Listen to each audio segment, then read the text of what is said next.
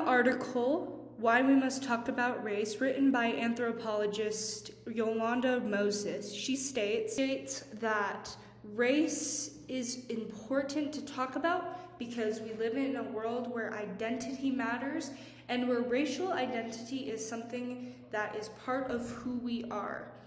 To not talk about it and its consequences is to deny who we are. She also states that there is no real science of race, though many of our concepts of race were shaped by faulty scientific claims that filled our textbooks well into the early 20th century. There is no such thing as this invented concept of race. There is only human variation, and the variation we see is only skin deep, and yet color of skin is not what makes us human. Our humanity goes far, far deeper. She also states that while there is no scientific basis upon which to create biological races, there are biological consequences and disparities found in populations that have been institutionally discriminated against. In this article, Mixed Blood, Jeffrey Fish contrasts the way in which race is classified in the United States and in Brazil. What is learned is that in America, a person's race is classified based on one's heritage and not the way one looks. For example, if you have a white and black parent, you would be classified as black even though you have a white parent.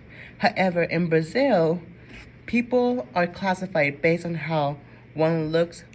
Now, you may be asking why. According to psychologists, they believe that learning about race would help them understand biological basis of behaviors, so they would look at this publication called The Bell Curve, which debated whether there was a difference in IQ scores that would tell psychologists if there was a difference in racial intelligence. Nevertheless, there was one issue with this. That was, there were only assumptions, which leads us to ask other questions.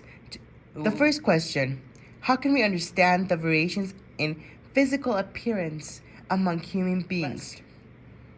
The second question, how can we understand the kinds of racial classifications applied to differences in physical appearance among human beings? It doesn't exist. How can race not exist? Well, if you've ever taken a science class, you may remember Darwin. He told us that based on our environment, that leads us to have different physical traits, which correlate with our survival advantages. And the way we get our traits is through mutation, which happens randomly. Genetic drift, which is similar to mutation, but changes just occur through our existing genes.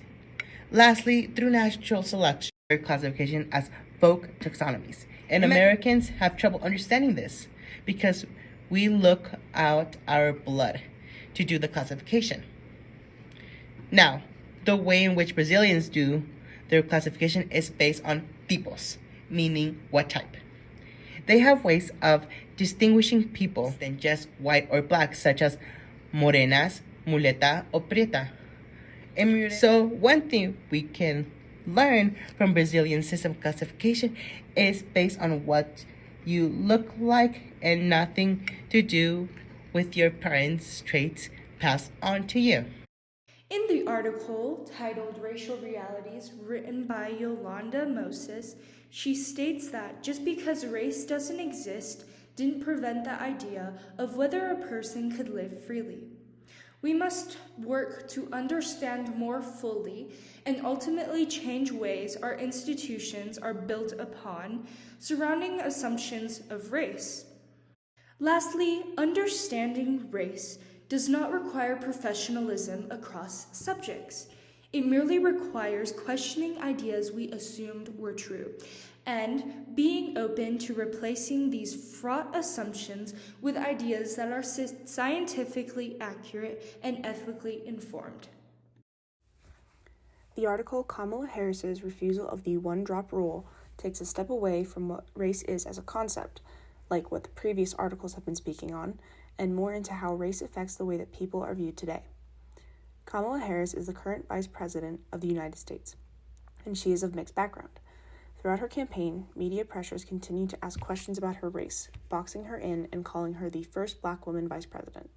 While this is a true statement, it completely negates the other half of her racial and cultural history. Kamala's mother immigrated from India to the United States, but because Kamala's father was African American, society, media, and even the government itself has reduced her down to only being Black. This phenomenon is called the one-drop rule, and it comes from white oppressors during the 1660s. The idea behind it is that if someone has any trace of African American heritage in them, it automatically makes them Black. In 1930, the U.S. Census actually adopted this, and it has not been taken out even in 2023. People of mixed heritage are often forced to choose between one side of who they are or the other. The one-drop rule only proved to enforce the idea that you can only be one race, and those that are not white are somehow less than. Even though we know through anthropological study that race is not a biological category but rather a social one, we can still see the devastating effects it has socially and economically. This article pushes past the barriers of what race is and instead shows how great the effect is when even one person of mixed background ignores things like the one-drop rule and embraces all parts of who they are. Harris has even said, "I am who I am.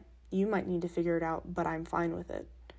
The prejudice that infects the mind of society is deeply rooted and oftentimes difficult to see. It might not be wrong to refer to Kamala as a Black woman, but it is also not completely right. As more and more people shed those ideas, the more people will be allowed to exist as they are without stigma.